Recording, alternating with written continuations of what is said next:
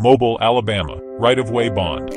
What is a right-of-way bond? The right-of-way bond is a financial instrument utilized by the City of Mobile to ensure that projects involving the acquisition of land or property for public use, such as roads, sidewalks, or utility installations, are carried out smoothly and fairly.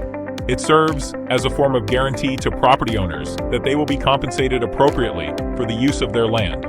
Why is it important? The right-of-way bond guarantees fair compensation for property owners, encouraging cooperation with city development plans and preventing project delays. It also ensures legal compliance by providing a transparent, binding framework that protects both the city and landowners during property acquisition. Ultimately, this bond supports timely infrastructure development in Mobile by streamlining the land use process.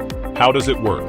When the city embarks on a project that requires the acquisition of land or property, it must obtain the necessary permissions and rights from the affected property owners. As part of this process, property owners may be offered compensation for the use of their land. To learn more about, please visit swiftbonds.com.